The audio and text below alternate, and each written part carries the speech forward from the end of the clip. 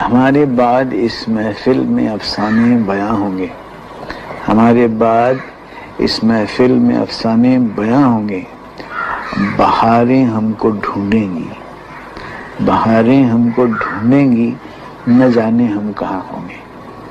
Hello friends, welcome to my YouTube channel show your talent.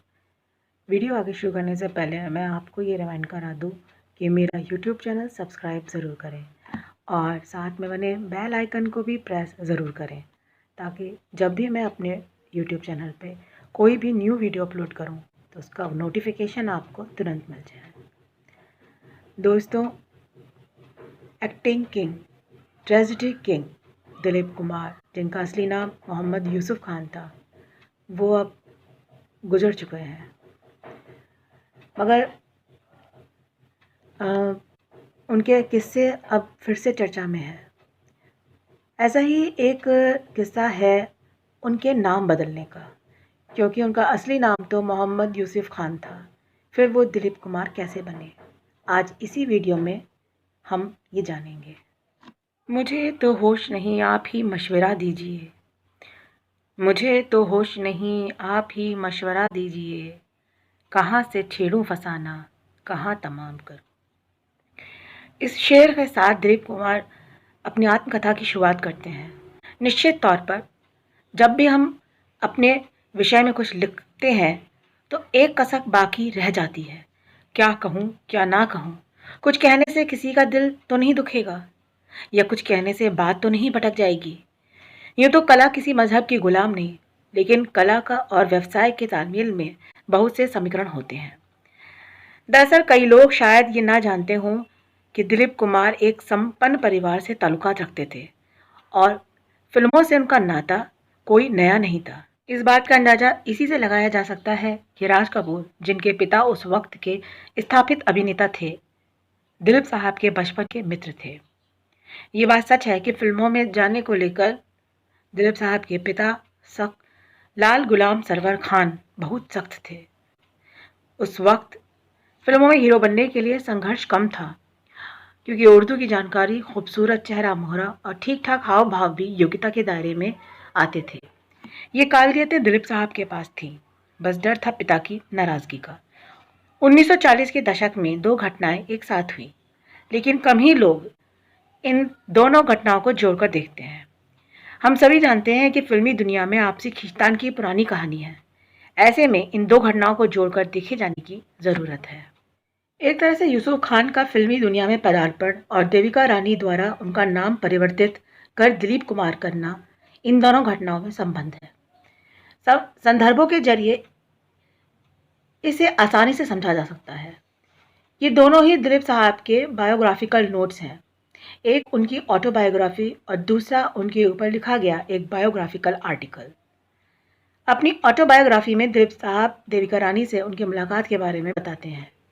Devika ने मुझसे कहा, यूसुफ, मैं तुम्हें एक अभिनेता के तौर पर लॉन्च करने के बारे में सोच रही हूँ, और मुझे लगता है कि अगर तुम अपना स्क्रीन नेम बदल लो तो यह कोई बेकार आइडिया नहीं होगा। एक ऐसा नाम जिससे आप जाने जाएंगे और जो आपके दर्शकों के लिए बहुत उपयुक्त होगा। एक ऐसा नाम जो कि स्क्रीन पर दिखने वाली आपकी रोमांटिक छवि के अनुरूप होगा। मुझे लगता है कि दिलीप कुमार एक अच्छा नाम होगा। ये मेरे दिमाग में तब आया जब मैं आपके लिए उपयुक्त नाम के बारे में सोच रही थी। ये आपको कैसा लगा? इससे पहले भी अपने इंटरव्यूज़ में वो इस किस्से का जिक्र कर चुके थे, जिन्हें अलग अलग तरह से छापा गया। इसी में एक किस्सा ये भी है कि उनके सामने 3 नामों का प्रस्ताव था: जहांगीर, वासुदेव और दिलीप कुमार।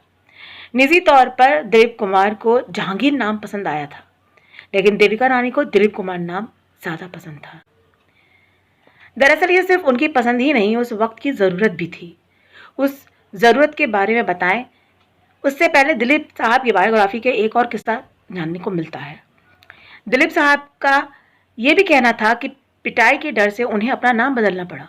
एक इंटरव्यू के दौरान दिलीप कुमार ने खुलासा किया कि उन्होंने पिटाई के डर से अपना नाम बदला था। उन्होंने कहा था, मेरे वालिद फिल्मों के सख्त खिलाफ थे। उनके एक बहुत अच्छे दोस्त थे जिनका नाम था लाला बंसी शरनाथ। इनके बेटे पृथ्वीराज कपूर फिल्मों में एक्टिंग किया करते थे। मेरे पिताजी अक्सर उनसे शिकायत किया करते थे कि ये तुमने क्या कर रखा है, तुम्हारा नौजवान और इतना सेहतमंद लड़का देखो क्या काम करता है। इस बात से ये भी स्पष्ट होता है कि कपूर खानदान से दिलीप साहब का परिवार जुड़ा हुआ था। दूसरी महत्वपूर्ण बात, उनके वालिद फिल्मों के खिलाफ थे। दादा साहेब फाल्के की पूरी जीवनी फिल्मों के खिलाफ समाज की सोच से अटी पड़ी है। उन्हें बहुत संघर्ष करना पड़ा था। दिलीप साहब के समय तक हालात बदल गए थे, फिल्में लोकप्रिय हो रही थीं और अच्छे कलाकारों की ज़रूरत थी। अब इस समय काल परिस्थिति को भी समझिए। 1944 में दिलीप साहब की पहली फिल्म ज्वार भाटा आई थी, यानी आज़ादी से पहले। लेकिन ये वो दौर था जब आज़ादी की आहट शुरू हो गई थी और साथ ही बंटवारे की भी। जिन्ना और नेहरू के खेमे आमने सामने थे। 1940 में दिलीप कुमार पहली बार देविका रानी से मिले थे। 24 मार्च 1940 को ऑल इंडिया मुस्लिम लीग का लाहौर अधिवेशन हुआ था, जहां पहली बार पाकिस्तान रिजोल्यूशन प्रस्तावित किया गया, विधिवत पारित किया गया था। जिन्ना और मुस्लिम लीग ने यहां पहली बार खुले तौर पर भारतीय मुसलमानों के लिए एक अलग मातृभूमि की मांग की थी। भारत में वैमनस्यता के इतने गंभीर बीज इससे पहले नहीं बोए गए थे, लेकिन अंग्रेज़ों की चाल और जिन्ना की सियासी भूख ने पूजा पद्धति की दूरियों को और भयानक दूरियों में परिवर्तित कर दिया था। निश्चित तौर पर उस समय भारत में हिंदू जनमानस में किसी मुस्लिम कलाकार की स्वीकार्यता कम ना हो जाए, इसकी चिंता देविका रानी को थी। ये एक महत्वपूर्ण वजह थी कि उन्होंने यूसुफ खान का नाम उनकी पसंद के जहांगीर रखने के बजाय दिलीप कुमार रखने पर जोर दिया। हालांकि इसकी एक और महत्वपूर्ण व्यावसायिक वजह थी, जिसके बारे में कम ही लोग जानते हैं, और ये अपने आप में चौंकाने वाली भी हो सकती है। वो वजह है अशोक कुमार। जी हाँ, अशोक कुमार उस समय हिंदी फिल्मों, खास तौर पर हिमांशु राय और देविका रानी के बॉम्बे टॉकीज का सबसे महत्वपूर्ण चेहरा थे। अशोक कुमार की देविका रानी से अनबन हो गई थी, जिसके कारण स्पष्ट नहीं है, लेकिन वो बॉम्बे टॉकीज का साथ छोड़ चुके थे। यही वो समय था जब देविका रानी अशोक कुमार के सब्स्टिट्यूट को ढूंढने के लिए बेकरार थी।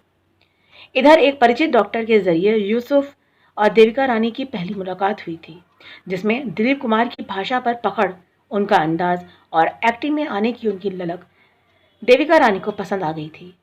इसके बाद नाम परिवर्तन की प्रक्रिया शुरू हुई और दिलीप कुमार ने अपनी पहली फिल्म ज्वार भाटा की, जो 1944 में रिलीज हुई थी। यूं तो उनके नाम परिवर्तन पर कई थ्योरीज रखी जाती हैं, लेकिन सत्यापित संदर्भों से यह स्पष्ट है कि उस समय हिंदू मुस्लिम समुदायों के बीच एक वैमनस्यता का माहौल पैदा था। अलग मुस्लिम राष्ट्र की मांग परवान चढ़ रही थी, वहीं देविका रानी अशोक कुमार का सब्स्टिट्यूट ढूंढ रही थी। यही वजह रही कि उन्होंने हिंदू नाम यूसुफ खान को दिया, और वो भी अशोक कुमार से मिलता जुलता, यानी दिलीप कुमार। तो दोस्तों, क्या इससे पहले आपको ये जानकारी थी कि किस तरह यूसुफ खान को नया नाम दिलीप कुमार मिला? अगर आपको ये वीडियो पसंद आया हो तो इसे लाइक, शेयर और कमेंट ज़रूर करें, और साथ ही मेरा यूट्यूब चैनल सब्सक्राइब ज़रूर करें।